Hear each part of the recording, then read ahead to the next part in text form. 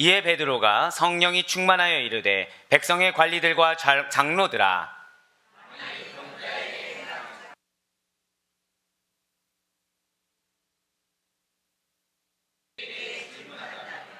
너희와 모든 이스라엘 백성들은 알라. 너희가 십자가에 못 박고 하나님이 죽은 자 가운데서 살리신 나사렛 예수 그리스도의 이름으로 이 사람이 건강하게 되어 너희 앞에 섰느니라.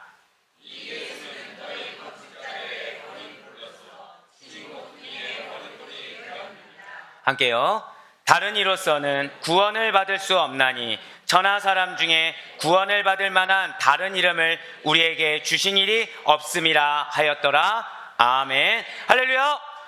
네, 주님께 사랑하시고 우리 모든 아대표교회 성도 여러분들을 주님 환영하고 축복합니다. 특별히 여러분들 하나님께서 얼마나 사랑하시는지, 그리고 여러분들에게 하나님께서 예비하신 축복이 얼마나 큰지를 체감하고 있는 이 거룩한 주일이라고 전 말씀드릴 수가 있을 것 같아요. 왜이겠습니까? 자, 절 따라 고백하실게요. 공격이 있으면 반드시 은혜가 있습니다. 네, 그렇습니다. 시작하기에 앞서서 아시는 분은 아시겠지만 제가 원래 이제 오늘까지가 이제 금식이 마지막입니다. 그런데 역대 유례 없을 정도로 우리 성도님들 아마 스스로 좀 몇 분은 좀 느끼실 거예요. 내가 지금 예배에 집중하지 못하게 육신적으로도 힘들구나, 마음적으로도 힘들구나, 막 이런 환경적으로도 힘들구나, 이런 걸 느끼실 수 있을 것 같은데 원래 여러분들 그런 것이 있습니다. 이 다음의 메시지가 우리에게 정말로 큰 은혜가 됐을 때는 사단이 우리로 하여금 절대 고백하실게요. 말씀에 집중 못하도록 우리를 이렇게 현혹한다는 거죠. 내 마음의 어려움이나 환경의 어려움, 육신의 어려움에 집중하도록 한다는 것입니다. 하지만 우리는 그러한 세상적인 삶을 이끌어가는 자들이 아닙니다. 자, 우리는 지금 주제를 뭘로 가지고 이렇게 가고 있나요? 우리 어디 말씀 지금 보고 있죠? 맞습니다. 사도행전 우리 지금 현재 주제가 무엇입니까? 감사합니다. 이 4주차째 됐을 때까지 만약 모르시면 마음이 어려울 뻔했는데, 자, 절대로 고백하실게요. 성령으로 걸어가라. 예, 우리 옆에 있는 분한테 이렇게 인사하고 우리 시작하시겠습니다. 우리 성령의 음성을 들으시다. 자, 예, 정말 성령의 음성을 듣기시 바래요. 자, 한 번 더 우리 이렇게 인사하시다. 예배하신 축복이 있습니다. 네, 그렇습니다. 우리가 성령의 음성을 듣지 않고 주님께서 나에게 예비하신 그 축복을 바라보지 않는다고 한다면 우리의 눈은 현재 있는 눈앞에 놓인 상황을 보게 됩니다. 현재 내가 처한 마음이나 현재 내가 가진 어떤 상황과 여건을 보게 된다는 거죠. 그러면서 마음 가운데 우리는 동일한 마음을 품게 된다는 거예요. 어떤 마음이요? 어려움이라는 마음을 품는 거죠. 그러니까 분노하지 않아도, 부정적인 생각을 갖지 않아도 마음에 어려움이라는 것이 들어간다는 것입니다. 마음에 어려움이 들어가면 필연적으로 누구의 음성을 못 듣게 되는 것입니까? 성령의 음성을 못 듣게 된다는 거예요. 하지만 중요한 것은 하나님께서는 아예 집중해서 우리 아델포이 교회에게 축복을 주길 원하십니다. 믿으십니까? 그런데 그 축복된 길을 가기 위해서는 우리에게 필요한 요건이 있다는 것이죠. 그것이 무엇이겠습니까? 우리의 죄된 모습을 벗어야 된다는 거예요. 우리가 자꾸 익숙해지는 사람의 소리, 내 마음의 소리에 익숙해져 있던 우리의 생활습성, 그리고 우리의 그 성품이나 이런 모든 것들을 변화시켜서 성령님께 민감한, 하나님의 말씀에 민감한, 거기에 하나님의 뜻하심과 이끄심에, 그 하나님의 그 흐름에 민감한 그러한 우리의 영적인 눈과 영적인 마음, 영적인 귀가 열려야 된다는 것이죠. 믿으십니까? 결국 무엇이겠습니까? 우리는 어디에 민감해야 된다는 것일까요? 절대 고백하실게요. 성령과 말씀.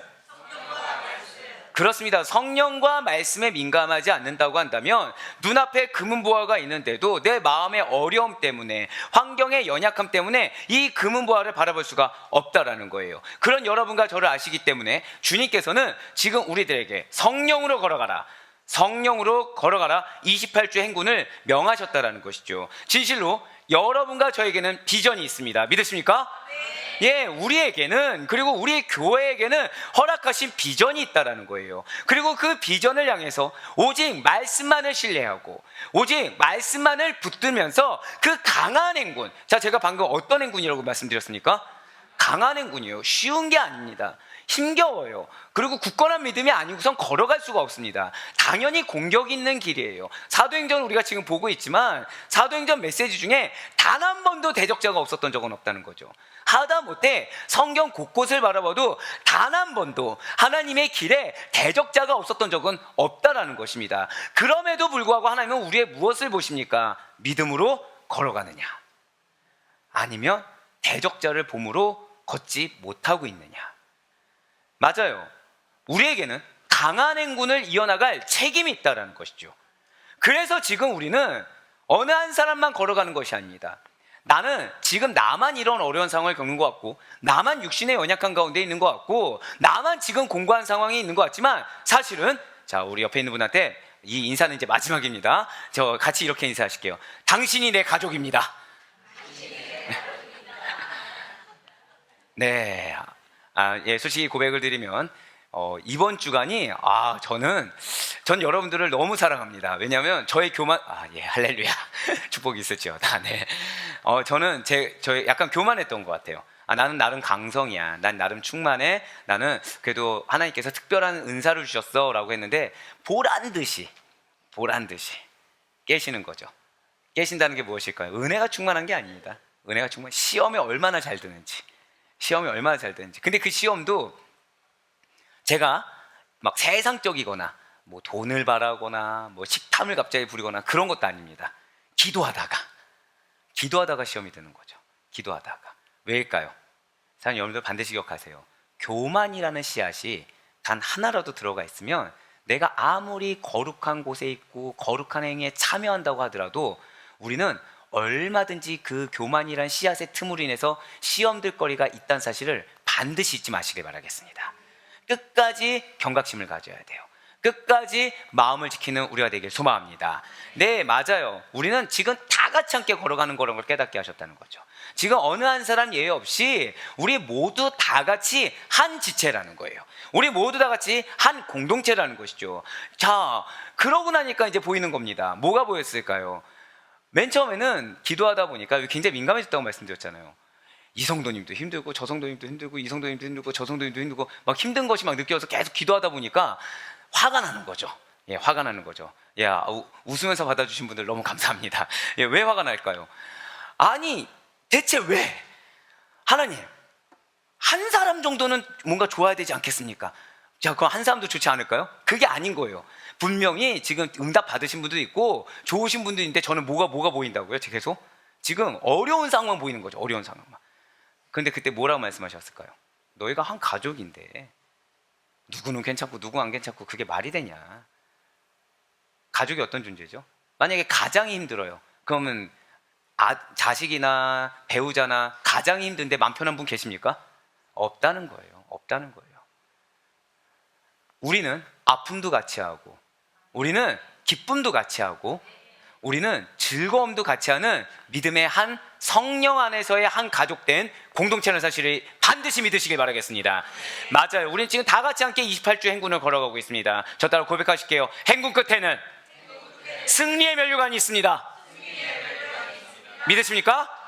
네, 그렇습니다. 이 행군에 승리의 면류관을 예배하신 주님께서 함께하고 계심을 반드시 믿으시길 바라겠습니다. 그러니 복음의 확장을 위한 나의 비전 그리고 우리 아델포의 비전에 함께 동참하는 길을 이상하게 여기지 마시길 바라요. 함께 걸어가시는 가운데 성령님의 충만한 임재하심을 경험하시길 바라겠습니다.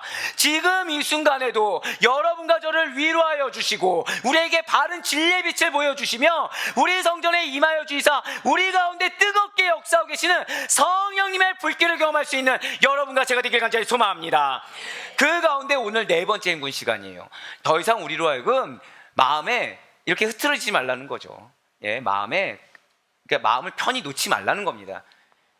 십자가 군병답게 영적으로 무장되어 있어야 된다는 거예요.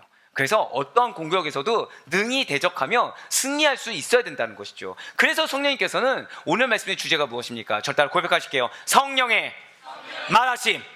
바로 이거라는 거예요. 바로 이거. 저는 하나님이 여러분들 사랑한다고 확신하고 있습니다. 왜냐하면 대다수의 그 마음이 어렵고 환경이 어려우신 분들의 공통점이 있다는 거죠. 성령의 음성을 듣지 않는다는 거예요. 사람의 소리를 듣습니다. 내 마음의 소리를 들어요. 눈에 보이는 환경의 물질의 소리를 듣고 건강의 소리를 듣고 있다는 거죠. 성령의 음성을 듣는다고 하지만 다 그 다음 얘기라는 것입니다. 하지만 주님께서는 여러분과 저를 잘 아시사 성령의 말하심이라는 주제로 사도행전 4장 8절부터 12절까지의 말씀을 통해 우리 교회와 여러분들 각자에게 강하게 임재하셔서 위로와 은혜와 도전을 주실 줄 반드시 믿으시길 바라겠습니다. 먼저 그러면 오늘 본문 사도행전 4장 8절 말씀 한번 보시길 바라요. 이에 베드로가 성령이 충만하여 이르되 백성의 관리들과 장로들아 아멘. 자, 지금 베드로가 어떤 상태라고 지금 말을 하고 있죠? 바로 이거예요. 지금 베드로는 성령 충만한 상태에서 말을 하고 있습니다. 성령의 온전한 지배를 받아서 베드로 자신의 뜻이나 베드로 자신의 생각이 아니라 하나님의 뜻에 따라 말을 하고 있다는 거예요. 그렇다면 베드로는 지금 누구에게 말을 하고 있을까요? 현재 베드로는 사내들인 법정에 세워진 상태입니다. 지금 베드로는 친구한테 얘기하는 게 아니에요. 내 가족한테 이야기하는 것이 아닙니다. 내 편인 사람들한테 이야기하는 것이 아니에요. 자신을 신문하고 있고 자신을 지금 죽일 듯이 노려보고 있는 제사장의 무리들과 관리들에게 지금 말을 하고 있다는 거죠. 그런데 놀라운 거는 이 원어로 보잖아요. 지금 베드로의 그 언어 표현의 상태가 온화합니다. 결코 공격적으로 말하고 있지 않아요. 억울해하지 않습니다. 두려워하지도 않아요. 대적하듯이 말하고 있는 것이 아니에요. 뭐라 나와 있냐면 최대한 예의를 갖추어서 그들의 권위도 인정하며 온유하게 말문을 열고 있다는 것이죠. 법정에서 질문은 이것입니다. 너희가 어떻게 해서 나면서 못 걷게 된 일을 고칠 수가 있었던 것이냐? 이러한 질문에 지금 베드로는 어떻게 대답하고 있다고요? 온유하게. 나를 대적하는 사람인데 상대를 인정해 주면서 겸손하게 성심성의껏 대답하고자 했다는 거죠. 베드로의 답변은 오늘 본문 9절부터 12절까지 총 4가지의 사실로 정리해서 볼 수가 있습니다. 9절부터 12절까지 한번 먼저 보시길 바라겠습니다. 9절 말씀은 나면서 못 걷게 된 일을 고친 일은 어려운 사람을 도와야 되는 율법에 합당한 착한 일이라는 거예요. 9절 말씀입니다. 만일 병자에게 행한 착한 일에 대하여 이 사람이 어떻게 구원을 받았느냐고 오늘 우리에게 질문한다면 아멘. 이것이 무엇이라고요? 지금 이 여야 한 질문은 어려운 사람을 돕는 율법에 해당하는 착한 일이야 라고 9절 통해서 이야기했어요. 그럼 10절은 무엇입니까? 나면서부터 못 걷게 된 이는 예수 그리스도의 이름으로 건강하게 되어서 걷게 된 거야 라고 하면서 어떻게 걷게 되는지를 말해주고 있어요. 10절 말씀입니다. 너희와 모든 이스라엘 백성들은 알라. 너희가 십자가에 못 박고 하나님이 죽은 자 가운데서 살리신 나사렛 예수 그리스도의 이름으로 이 사람이 건강하게 되어 너희 앞에 섰느니라. 아멘. 지금 너희가 죽인 예수님께서 그들을 건강하게 만들어서 걷게 해주셨어 라고 얘기했어요. 그런데 어투는 어떻다고요? 전혀 공격적이지가 않다는 거죠. 전혀 지금 두려워하지도 않고 자신이 지금 억울해하지도 않는다는 것입니다. 11절 말씀 어떨까요?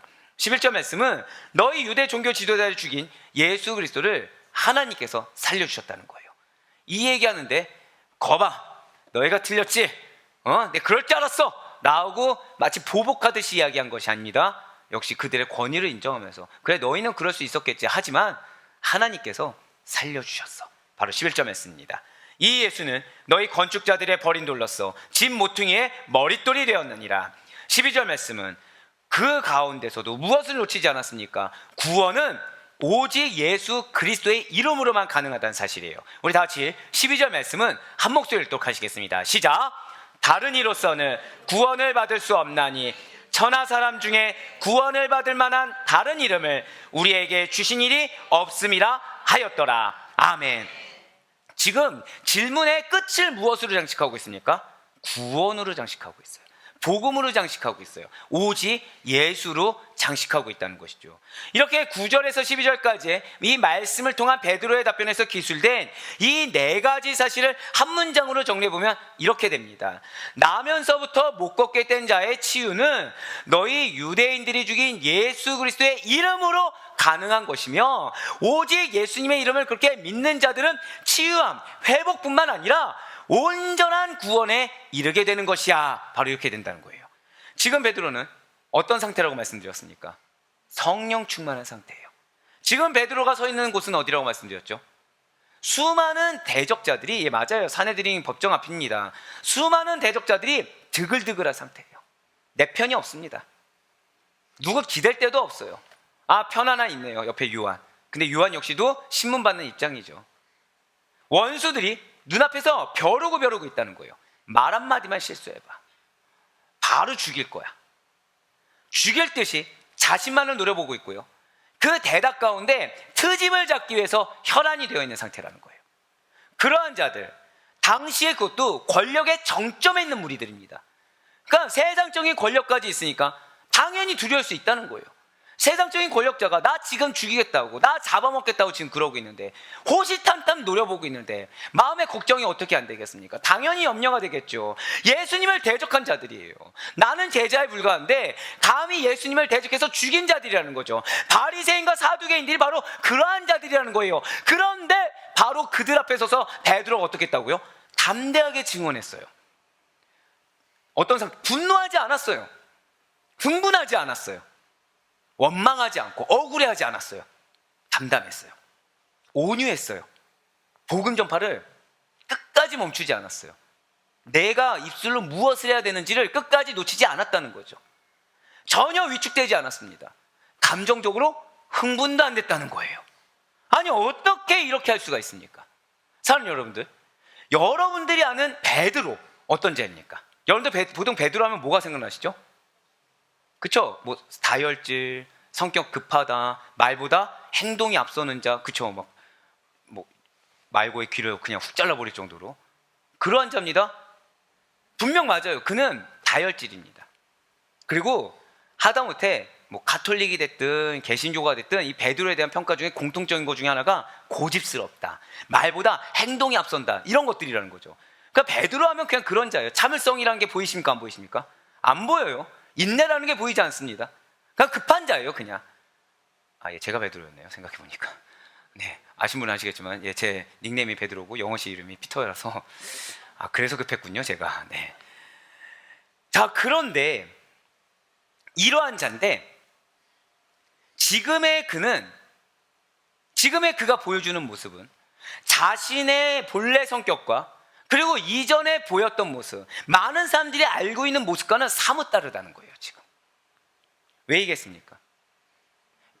맞아요, 바로 그거예요. 지금 그는 자신의 감정이 충만하지 않아요.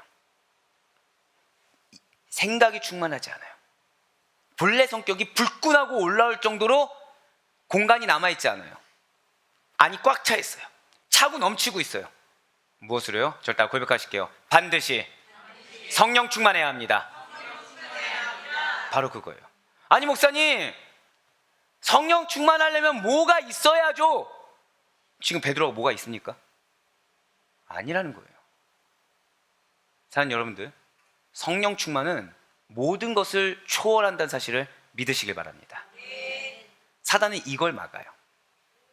사단이 이걸 막습니다.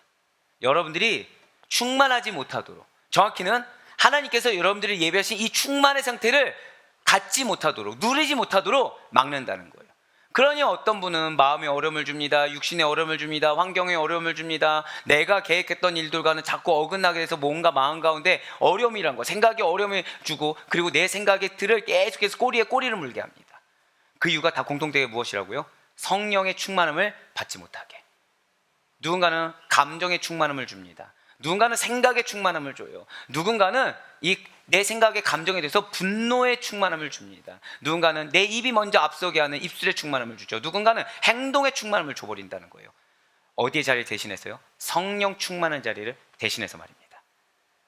환경이 어떻느냐, 자신이 어떤 상황이 있느냐가 지금 베드로에게는 중요하지 않았다는 사실을 여러분들 주목하시길 바라요.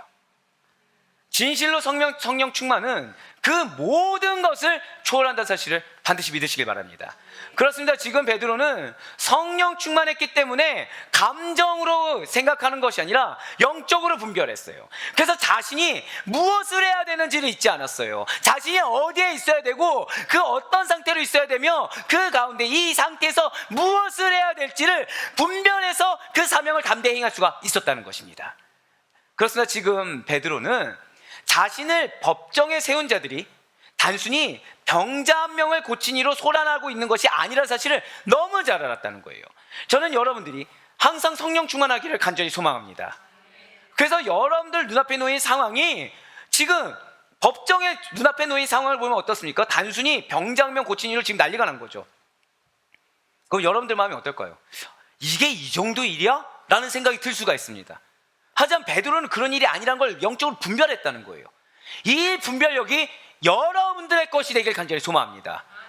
여러분들 눈앞에 놓인 환경이 그냥 1차원적으로 내가 보고 해석하는 것이 아니라 영적으로 분별하여 그 이면의 마귀 사단의 세력이 지금 무엇을 원하는지 그것을 분별할 수 있길 바라요. 지금 베드로가 그렇게 했다는 거죠. 성령님께서 베드로에게 지혜의 영으로 임하여 주셨습니다. 믿으십니까?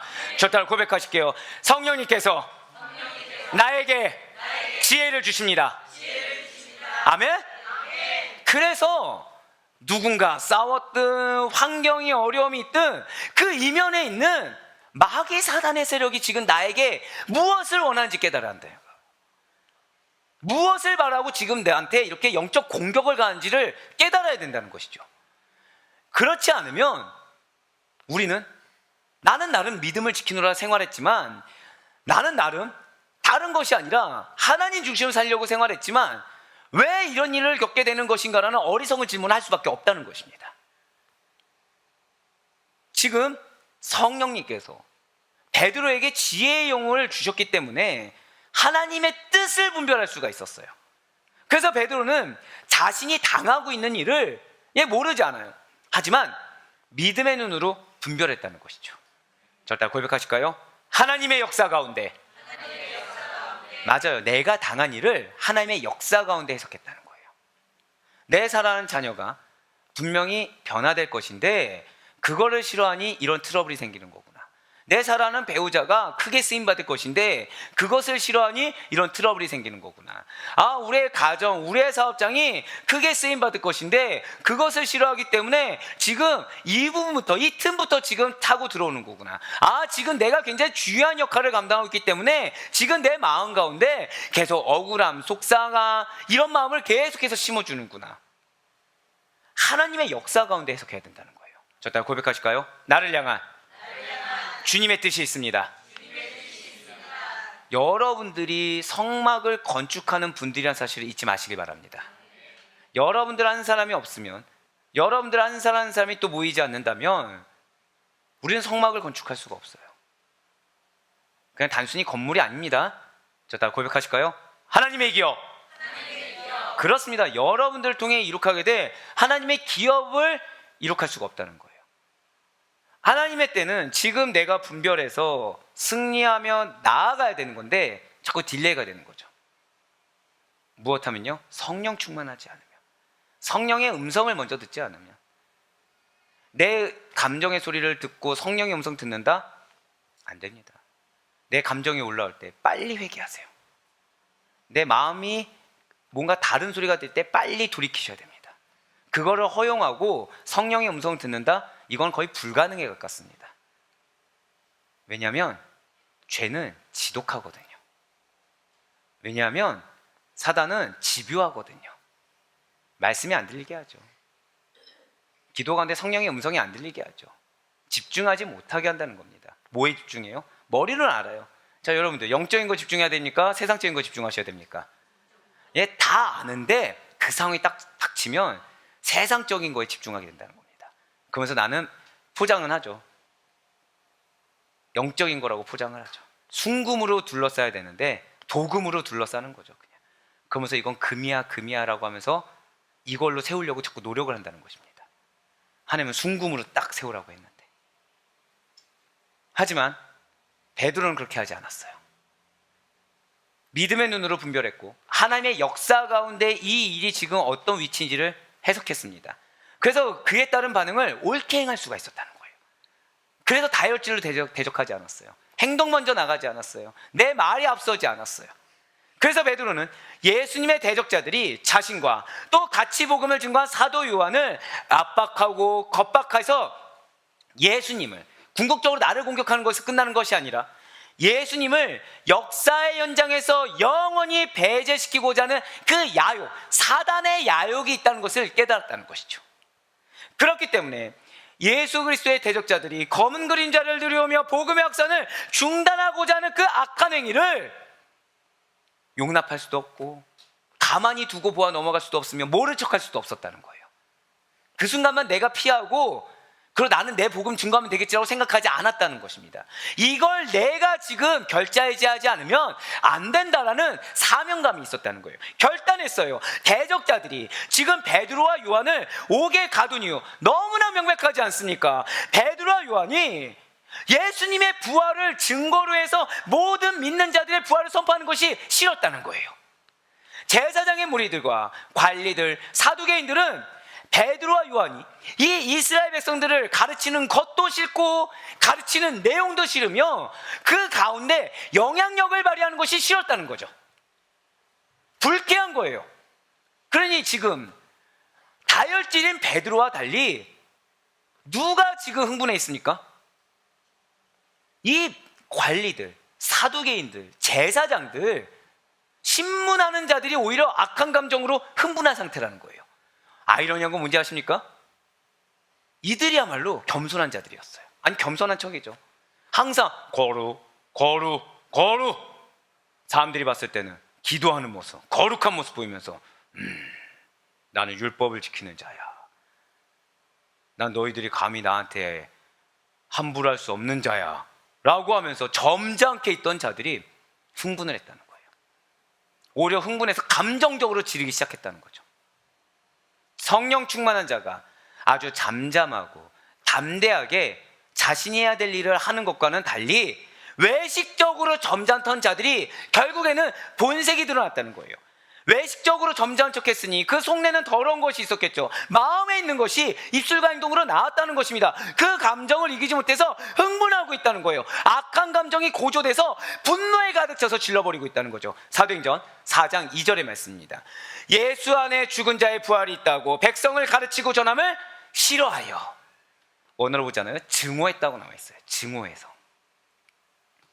그렇습니다. 지금 제사장의 무리들과 관리들은 지금 베드로에게 성전에서 가르치는 권한이 우리에게 있는 건데 왜 사도인 너희들이 가르치느냐, 그리고 예수를 죽였는데 왜 여전히 우리의 권리와 이익을 위협하는 행동이 이어지고 있는 것이냐, 복음 전파라는 것이 그쳐질 줄 알았는데 왜 너희는 우리를 두려워하지 않고 예수가 부활했다고 증거하느냐라고 따지고 싶다라는 거예요.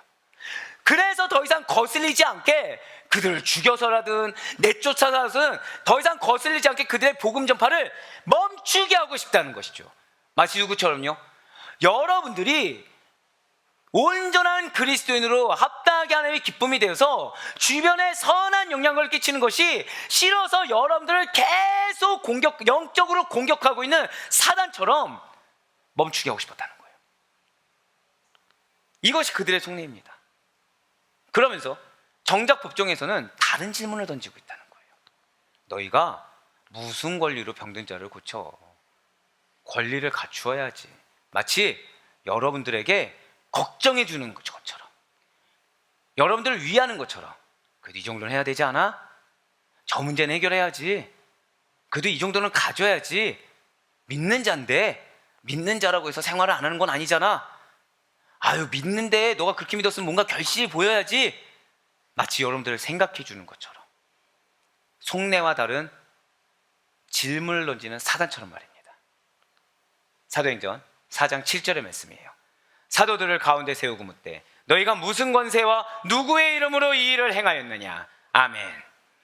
사실 제사장의 무리들과 관리들은 자신들의 기득권을 내려놓기가 죽자하고 싫었습니다. 자신들이 누려왔던 특권이 위협받는 그 상황 자체가 싫은 거예요.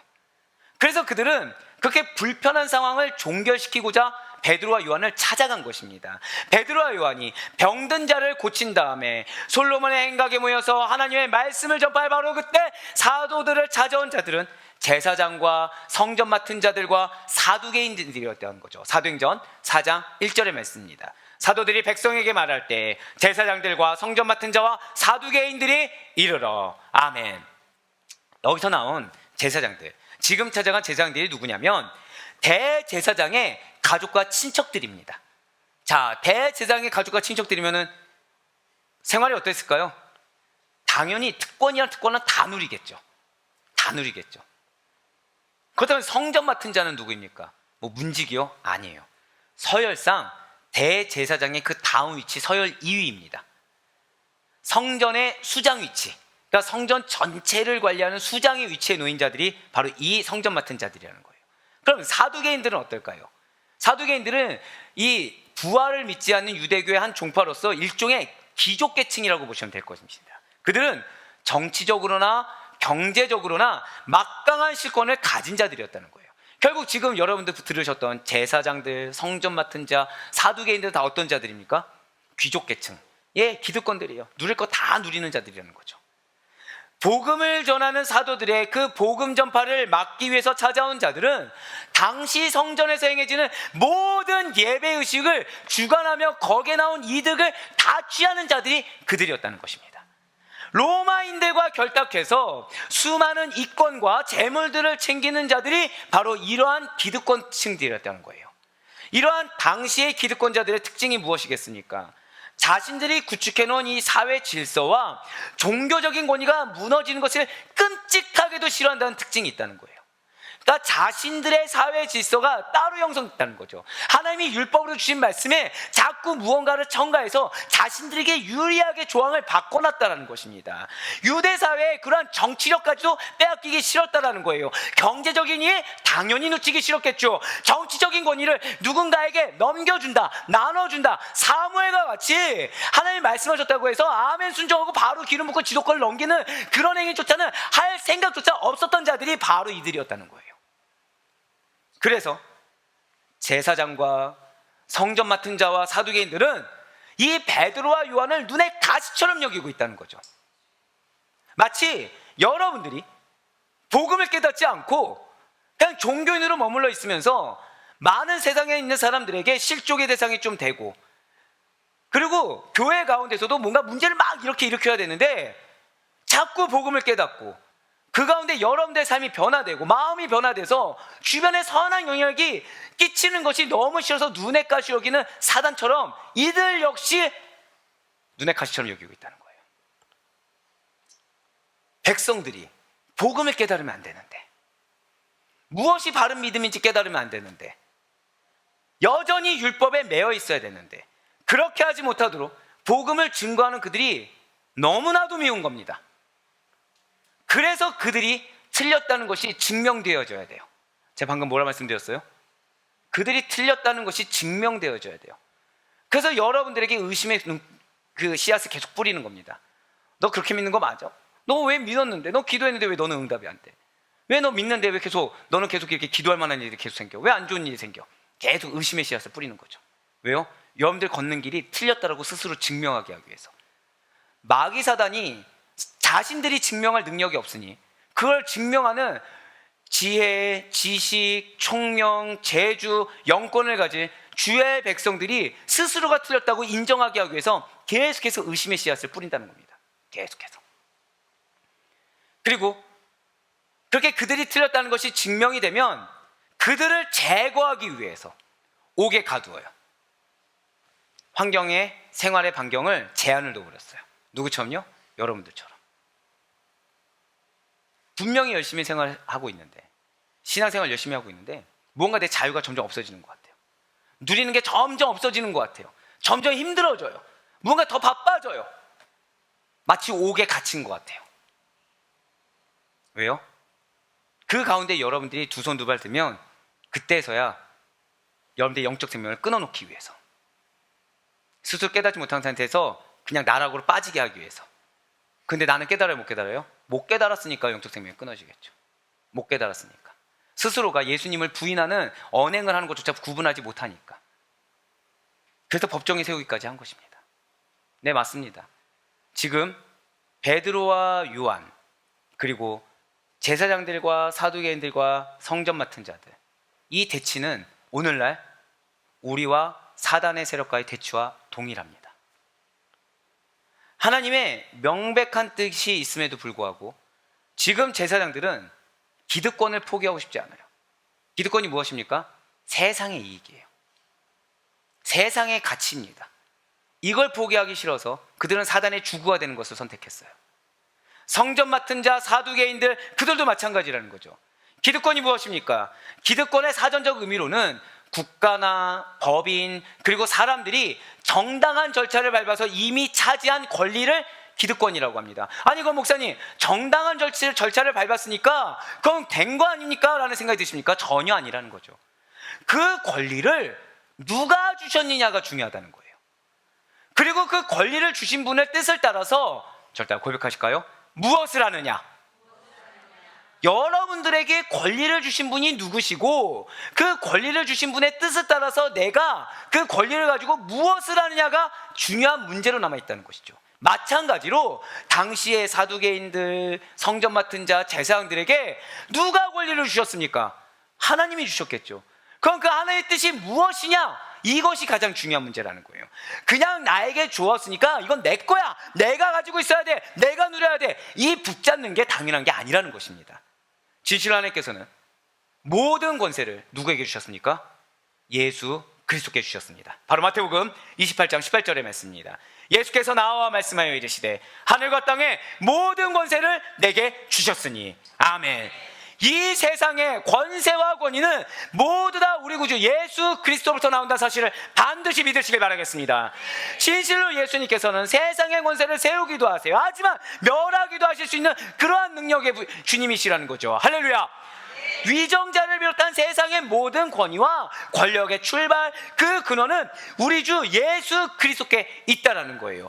그래서 유다서 1장 25절 말씀이 우리에게 이렇게 증거하고 있다는 것이죠. 곧 우리 구주 홀로 하나이신 하나님께 우리 주 예수 그리스도로 말미암아 영광과 위엄과 권력과 권세가 영원 전부터 이제와 영원토록 있을지어다. 아멘. 그렇기 때문에 내가 인정받고 싶어 하십니까? 예수님께 매여 계셔야 돼요. 내가 정말 무언가 나도 누려보고자 싶은 마음이 자꾸 드십니까? 그럴수록 결단하셔야 돼요. 나는 예수님께 매여 있겠다. 난 예수님 말씀대로 살겠다. 나는 성령의 음성만을 따르겠다라고 예수님께 거하겠다라고 결단하셔야 된다는 거죠. 우리에게 하나님께서 은혜란 걸 허락하십니다. 믿으십니까? 근데 그 은혜가 세상적인 이익일 수도 있고요, 세상적인 권리일 수도 있어요. 이전엔 누리지 못한 은혜를 우리가 받을 수 있습니다. 그렇죠? 이런 말씀 선포할 때는 우리에게 약속이 있는 거겠죠. 축복이 있을지어다. 예, 귀 있는 자는 듣고 뭐라 대답해요? 아멘이라 대답하면 됩니다. 세상적인 이익이 줄 수도 있고요, 어떤 명예나 이전에 내가 받지 못했던 그 권리를 누릴 수도 있을 것입니다. 그런데 그때 그 기저에 누가 계신지를 잊지 말아야 된다는 거예요. 지금 하나님께서는 여러분들에게 철저할 정도로, 아니 인간적인 입장에서는 지긋지긋할 정도로 하나님만 보게 하시는 과정을 겪고 있음을 믿으시길 바랍니다. 그렇지 않으면 우리의 미래는 누구처럼 되는 거예요? 기득권층처럼 되는 거예요. 사두개인처럼 되는 겁니다. 제사장들처럼 되는 거예요. 성전 맡은 자들처럼 된다는 거죠. 하지만 하나님께서는 그렇게 유기당한 자들이 우리가 되는 것을 원치 않으신다는 거예요. 그래서 여러분들로 하여금 어려움을 겪어서라도 하나님을 붙잡지 않으면 안 되게 주님께서 인도하신다는 사실을 믿으시길 바랍니다. 맞아요. 사단은 어려움을 줬을 때 하나님을 보지 못하게 계속해서 여러분들 스스로를 보게 합니다. 하지만 하나님은 그렇게 말씀하지 않으세요. 내가 너에게 시험을 허락한 것은 나를 바라보고 나의 위로와 나의 능력과 나의 해결을 경험하게 하기 위한 나의 뜻임을 분별하라. 이 음성을 잊지 않을 수 있는 여러분과 제가 되길 간절히 소망합니다. 사랑하는 성도 여러분들, 우리는 세상을 살아가면서 누리고 있고 향유하고 있는 것들이 실상은 모두 다 하나님의 은혜요, 예수 그리스도의 핏값을 지불하고 얻을 수 있는 결과라는 사실을 잊지 마시길 바라요. 그래서 내 것이냐 착각하거나 으스대거나 아쉬워하거나 속상해할 이유가 없다는 거죠. 무엇을 잃어버렸어도 속상해할 이유가 없고 무엇을 얻어줘도 으스댈 이유가 없다는 것입니다. 지금 인식되어지는 나의 모든 소유가, 내 위치가, 내 물질이, 내 건강이 하다못해 내 것이라고 착각되어지는, 좋다고 고백하실까요? 나의 자존심. 바로 그거예요. 나의 자존심까지도 나로 비롯된 것은 단 한 가지로 없다는 것이 정말 죄송하지만 팩트라는 것이죠. 내 것인 것처럼 집착하고 고집을 부리는 것, 그런데 그것이 비단 물질, 어떤 유형적인 것이 아니라 무형적인 것까지도 사실은 모든 것이 교만이라는 거예요. 무엇이요? 집착하고 고집 부리는 게. 주님의 말씀을 거역하는 불순종이 집착인 것입니다. 천지의 주제요 만물을 지으시니가 엄연하게 살아 역사하고 있는 바로 이때 하늘 가린다고 해서 우리 주님께서 죄인들의 교만과 불순종을 눈 감아 주실 리가 만무하다라는 거죠. 내 것은 내 것이고 네 것도 내 것이라고 주장하고 있는 어리석고 편협한 세상 사람들에게 주님께서는 계속 말씀하고 계시다는 거예요. 기득권 좀 내려놔. 너의 삶의 기득권을 내려놔야 돼. 너가 내 거란 걸 지식으로만 알고 있지 삶으로 알고 있지 않아. 너가 가진 모든 것이 나 여호와 하나님의 것이니라. 너의 생명도 너의 건강도 너의 재물도 너의 나름의 자랑거리와 너를 둘러싼 인간관계까지도 호흡도 감정도 기분도 그 모든 것이 스스로 계신 하나님, 온 인류를 구원하신 하나님 바로 나의 것이야. 그러니 너의 모든 기득권을 0.0001%까지도 내려놓아야 돼. 이 음성을 들으셔야 돼요. 이 음성을 듣지 않으면 성령 충만 받지 못합니다. 이 음성을 들어야 내 마음을 움켜쥐고 있는 그것을 포기할 수 있어요. 무언가 내가 다른 사람한테 무시당한 것 같은 그건 잘못된 착각, 내가 손해본 것 같은 착각, 왜 나만이라는 착각 다 내려놓을 수 있어요. 착각이라고 해도 내가 붙잡고 있는 거 이거 누구 거라고요? 하나님 거라고 인정하니까 트라우마에 빠질 일이 없습니다. 자격지심에 빠질 일이 없어요. 염려할 필요가 없습니다. 이것이 나에게 언제 돌아올까 걱정할 필요도 없습니다. 언제 회복될까 걱정할 필요가 없다는 거예요. 왜 나만이란 생각이 들지가 않죠? 왜요? 하나님이 역사하실 것인데. 할렐루야. 다른 사람이 보이는 것이 아니라 누가 보이는 것입니까? 하나님의 역사가 보이는 거예요. 지금 제사장과 성전 맡은 자들, 사두개인들은 여러분과 달리 이거를 몰랐어요. 아니, 인정하지 않았어요. 눈앞에 놓인 떡이 너무 커 보이거든요. 이거 없으면 죽을 것 같거든요. 이게 있어야 될 것 같거든요. 그래서 그들의 입술을 통해서 나온 말들은 모두 다 하나님의 뜻과는 반하는 말이고 인정하지 않았기 때문에 복음 전파를 막는 말이며 궁극적으로 그리스도의 영광을 훼손하는 데까지 나아가게 되는 악한 말이 되어버렸다는 거예요. 왜요? 저 따라 고백하실게요. 나는 인정하겠습니다. 그거 하나 못해서. 주님, 이게 내 고집입니다. 주님, 이게 내 집착입니다. 아무리 내가 선하고 은혜로운 말로 포장하고 아무리 내가 내 나름의 답변을 드려도 사실은 그냥 고집에 불과합니다. 내 주님 못 믿고 있었고, 그리고 나는 계속 억울해하고 있었고, 두려워하고 있었고, 염려하고 있었고, 난 나를 붙잡았습니다. 주님, 이것도 주님의 것임을 믿습니다. 그때 사라지는 거예요. 사라진 자리가 뭘로 채워지는 거예요? 성령 충만. 맞아요. 많은 분들이 성령 충만 기도합니다. 단언하는데 불가능합니다. 무엇이 있어야 되죠? 저를 고백하실까요? 회개가 있어야 돼요. 회개하지 않고 성령 충만 이 안에 탐심이 가득한데요? 안 됩니다. 버리셔야 돼요. 버리려면 뭐 해야 된다고요? 인정하셔야 돼요.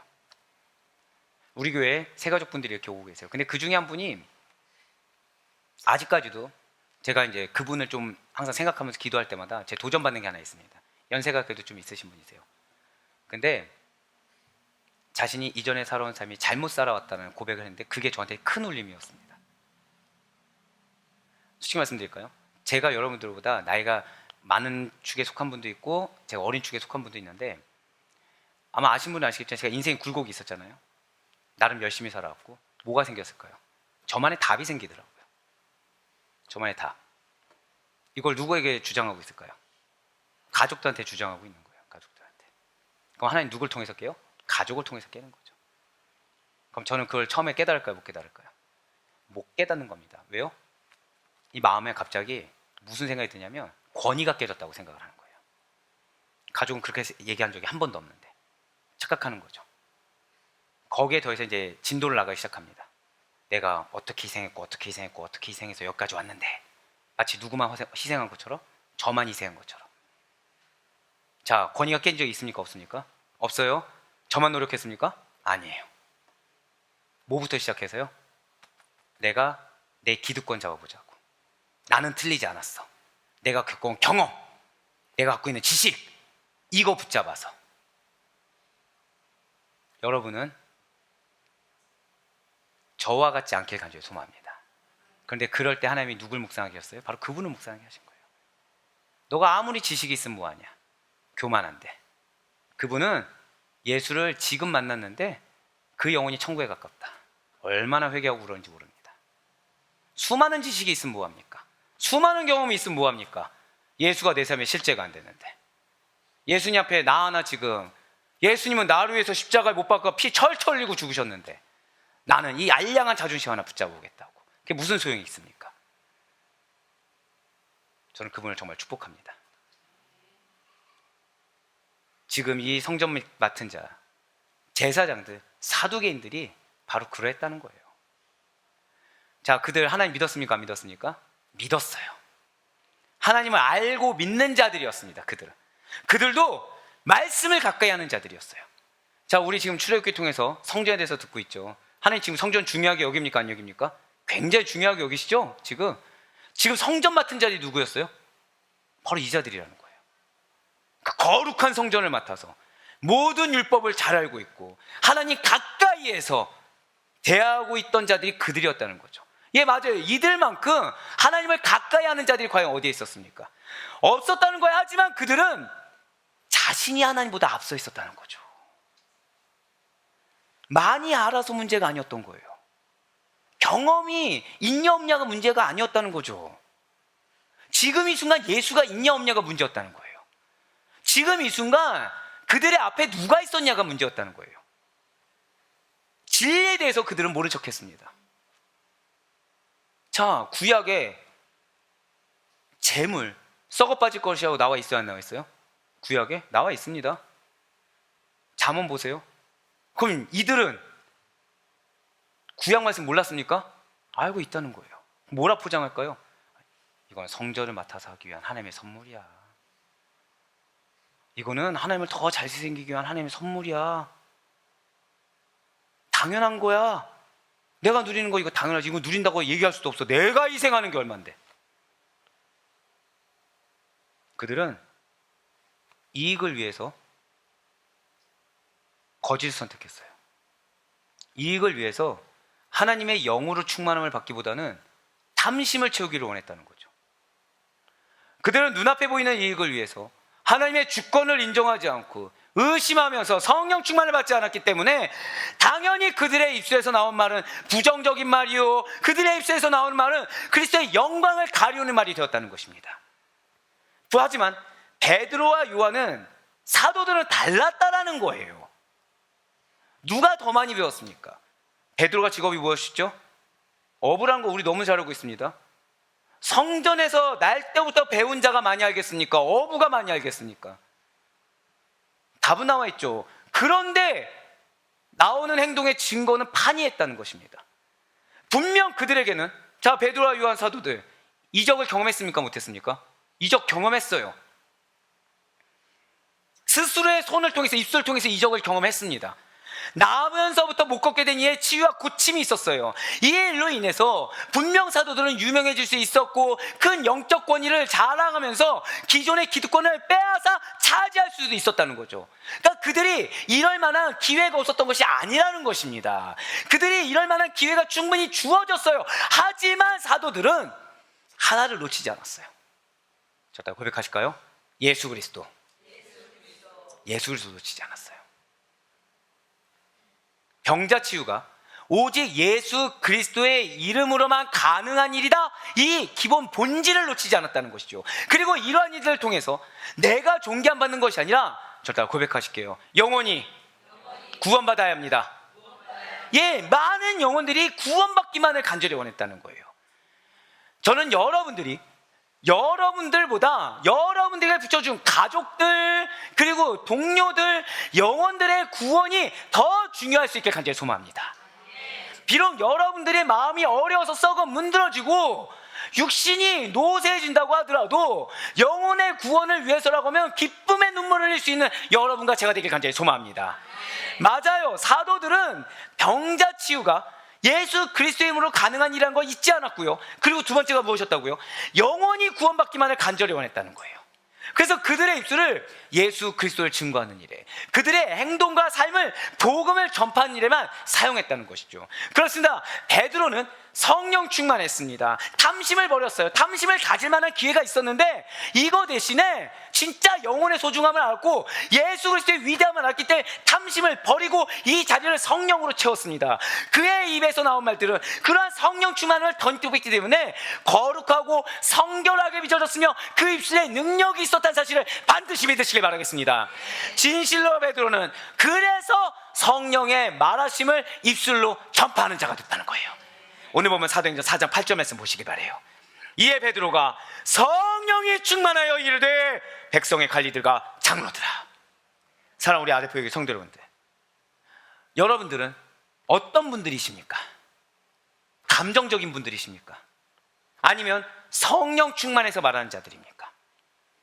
성령의 말하심을 입술로 삶으로 전파하는 분들입니까? 아니면 나도 모르게 내 감정, 내 생각, 궁극적으로 내 탐심을 드러낸 자들입니까?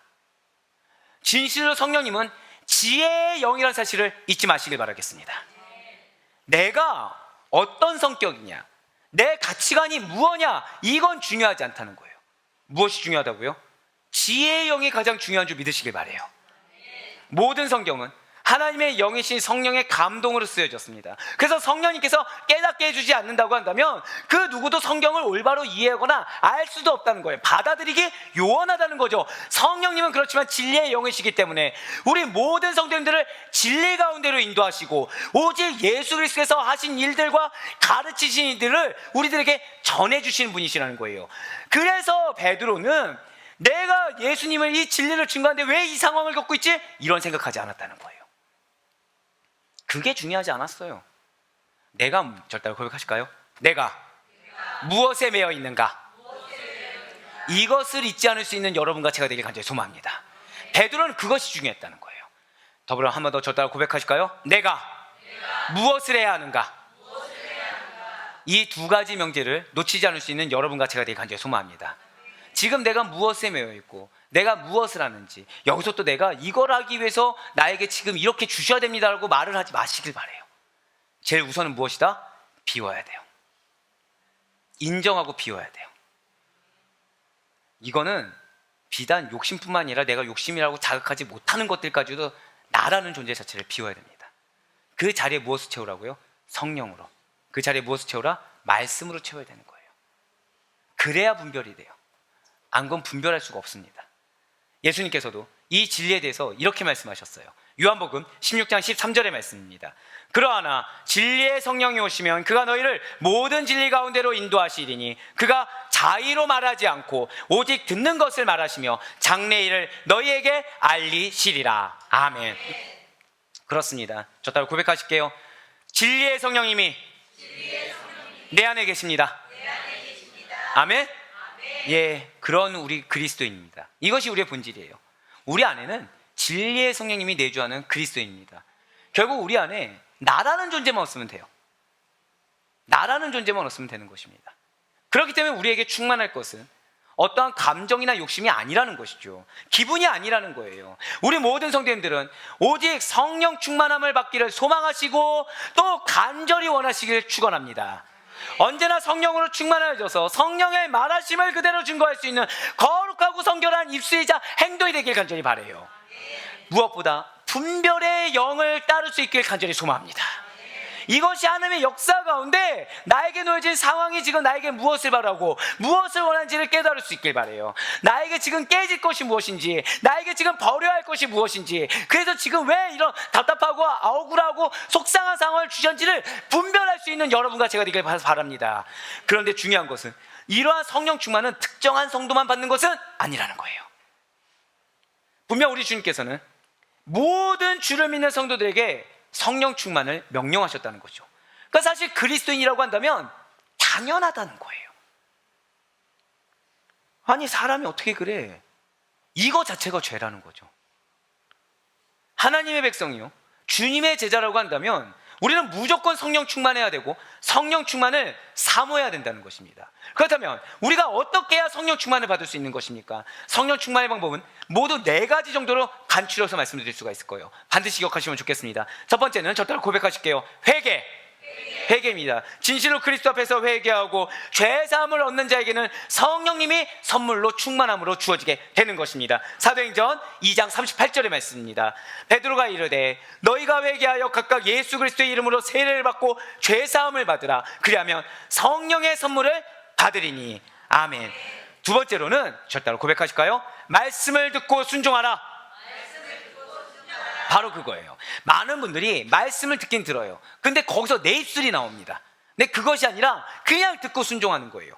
거기서 성령 충만함을 얻을 수 있다는 거죠. 진리의 말씀을 받을 때 성령의 역사를 통해서 우리의 마음이 뜨거워지고 그 배에서 생수가, 능력이 강같이 흘러나간다는 것입니다. 그러므로 말씀이 있는 곳에 성령 충만함이 있습니다. 그렇기 때문에 우리 성도님들께서는 항상 말씀을 사모하시길 바라요. 말씀을 사모해서 있는 그 자리에 방해가 있다고 한다면 반드시 확신하시길 바랍니다. 이 말씀이 나에게 능력으로 임하는 거구나. 이 말씀이 나에게 충만함으로 임하는 거구나. 할렐루야. 진실로 성령 충만은 바로 그렇게 분별하고 결단하며 하나님의 마음에 합한 자만이 받을 수가 있다는 거예요. 그래서 우리는 말씀에 철저해야 된다는 것이죠. 말씀에 철저하게 준비되어 있고 말씀에 철저히 순종할 수가 있어야 된다는 것입니다. 더불어서 성령 충만을 받는 세 번째는 절대 고백하실게요. 오직 믿음. 이것이 정말 중요해요. 믿음 있노라고 착각하는 것이 아니라 참된 믿음, 오직 믿음이라는 거죠. 성도가 성령 충만을 받아서 하나님의 자녀로서 기쁨과 은혜를 온전히 누리는 것은 율법이 아니에요. 예수님의 사랑과 도우심에 대한 절대 고백하실까요? 나를 향한 사랑이 있습니다. 나를 향한 도우심이 있습니다. 믿으십니까? 이걸 정말 믿으셔야 된다는 거예요. 이걸 믿는 자에게, 의심치 않고 믿는 자에게 성령의 충만함이 임하는 줄 믿으시기 바랍니다. 바로 갈라디아서 3장 2절의 말씀입니다. 내가 너희에게서 다만 이것을 알려 하노니 너희가 성령을 받은 것이 율법의 행위로냐 혹은 무엇이에요? 듣고 믿음으로냐. 아멘. 마지막으로 성령 충만을 받기 위한 네 번째 방법은 저다 고백하실게요. 뜨거운 기도. 넋두리 아니에요. 기도한다고 착각하는 거 아니에요. 정말 뜨겁게 부르짖는 겁니다. 진실로 성령 충만을 원하는 성도들은 기도하되 전심전력으로 부르짖어야 돼요. 전심전력으로 하나님만 침무해서 바짓가랑이라도 붙잡아야 된다는 것이죠. 로마서 8장 26절의 말씀이 그거예요. 이와 같이 성령도 우리의 연약함을 도우시나니 우리는 마땅히 기도할 바를 알지 못하나 오직 성령이 뭐예요? 말할 수 없는 탄식으로 우리를 위하여 친히 간구하시니라. 여러분들을 위해서 지금 이 순간 그러고 계시다는 사실을 기억하시길 바라요. 우리가 성령의 근심이 되어서야 되겠습니까? 언제 근심하실까요? 믿음이 없을 때예요. 믿음이 없을 때. 언제 근심할까요? 믿음이 있느라고 착각할 때입니다. 근데 감사한 거는 그럼에도 불구하고 간구하고 계시다는 거예요. 그럼에도 불구하고 눈물로 부르짖는 분이 우리가 부르짖어야 되는데 성령님이 부르짖고 계시다는 거죠. 진실로 성령님께서는 여러분과 저의 기도를 지금 이 순간도 우리의 상태, 우리의 여건과 관계없이 도와주시며, 그래서 그럼에도 불구하고 전심전력으로 열심으로 부르짖는 자들에게 성령 충만함으로 도우심을 믿으시길 바랍니다. 사랑하는 우리 아데프로교회 성도분들, 우리 모두 다 성령 충만을 사모하시길 바라요. 감정으로 충만해지는 게 아닙니다. 눈물이 전부가 아니에요. 내 탐심으로 충만해져서, 그러니까 마음에 탐심이 있는 거죠. 여기에 위로하고 싶은 거예요. 근데 말씀이 왠지 그런 것 같은 거예요. 이거 되겠네. 탐심으로 충만해져서 마음의 안도감을 가지려고 하지 마시길 바랍니다. 오직 성령 충만이에요. 오늘 사도행전 4장에 나온 이 예수님의 대적자의 모습을 정말로 잊지 마시길 바라겠습니다. 자신의 기득권을 놓지 못하고 집착했어요. 기득권을 기득권이라고 인정조차 하지 않았습니다. 그래서 집착하는 것이 집착이라고 인정하지 않았어요. 감정에 충실해서 복음 전파, 예수 그리스도의 영광을 가리는 회방꾼이 되어버렸습니다. 그래서 악의적인 말과 성령을 모욕하는 말을 서슴지 않았어요. 자, 그런데 율법에 악의적인 말을 하게 되어 있나요? 아니라는 거죠. 본인들 스스로 율법의 말씀을 어기고 있는데 모르고 있다는 거예요. 내가 그리스도인에 합당하지 않다는 걸 스스로 모르고 있다는 거죠. 그런데 자신도 모르는 사이에 하나님을 대적하게 되었음을 잊지 마시기 바랍니다. 우리는 대적자가 아니에요. 저다 고백하실까요? 나는 성령의 사람입니다. 아멘? 그러니 당연히 성령 충만해야 돼요. 회개함으로 충만함인 것입니다. 순종함으로 충만함인 것이에요. 믿음으로 충만한 것입니다. 오직 기도 부르짖음으로 충만한 것입니다. 할렐루야! 비록 나에게 해가 되는 일을 당할지라도, 내가 감정적으로 너무 속이 상하고 억울하다고 하더라도, 오직 주님을 통해서 보고 들은 하나님의 진리를, 그 사실 그대로를 이 억울함까지도 죄라고 인정하시고, 내 이 감정 자체가 사실은 인정하는 것 같지만 인정하지 않았다는 고집이란 사실을 인정하시는 가운데, 여러분과 저의 입술과 삶으로 담대히 하나님의 진리만이, 그리스도의 영광만이, 성령의 충만함이 증거되는 성도가 우리의 본질임을 잊지 마시길 바라겠습니다. 그렇습니다. 우리는 하나님께서 인정하시고, 그래서 우리에게 약속을 주신 하나님의 백성이요 참된 성도가 우리의 본질이라는 거예요. 여러분과 저에게 무엇이 중요하겠습니까? 절대 고백하실 거예요. 마지막입니다. 나에게 약속이 가장 중요합니다. 이 말씀을 정말 믿으시길 바라요. 이 말씀을 잊지 마시길 바랍니다. 이걸 믿잖아요. 내 눈앞의 상황이 어떠냐가 중요하지 않아요. 그 약속을 성취하기 위해서 내가 어떤 상태냐가 중요합니다. 제가 방금 뭐라 말씀드렸어요? 내가 어떤 상태냐가 가장 중요해요. 사단은 계속 유혹하겠죠. 마치 베드로와 요한을 유혹하듯이 유혹했겠죠. 속지 마세요. 속았다는 증거는 여전히 어려운 겁니다. 속았다는 증거는 여전히 생각이 많은 겁니다. 믿음은 심플해요. 듣느냐, 듣지 않느냐. 믿어서 듣느냐, 믿지 않아서 말이 많느냐. 제가 하나님께 제대로 깨지면 아무 말을 못합니다. 회개밖에 안 나와요. 진짜 속된 말로 살려달라고 합니다. 우리 성도님한테 선한 영향을 줘야 되는데 살려달라고 합니다. 우리는 약속을 받은 하나님의 백성이에요. 이거 이상이 중요하지 않다는 사실을 끝까지 놓치지 마시길 바랍니다. 그래 바라옵기에는 베드로가 자신의 기질이나 감정, 상황에 따라서 말하고 행동한 것이 아니라, 요즘 아이들 MBTI 이렇게 얘기하는데, 베드로는 그걸 완전 극복한 친구죠. 지금 오직 누구 따라? 성령의 말하심을 따라 주님께 쓰임받고 주님의 능력 가운데 복음을 담대하게 전파하였듯이, 끝까지 하나님께 쓰임받았듯이, 우리 또한 오직 성령의 말하심을 따라 복음을 선포하시고, 성령이 만약에 말하는 것이 들리지 않으면 잠잠하게 하나님만을 간절히 붙드시는 가운데 진리의 파수꾼이 되시기를, 그래야 그 가운데 주님께서 여러분들을 통해서 당신께서 약속하신 것을 성취하심으로 말미암아 살아 크게 역사하심을 증거할 수 있는 우리 사랑하는 모든 아델포유교회 성도님 될 수 있기를 주님의 이름으로 간절히 축원합니다.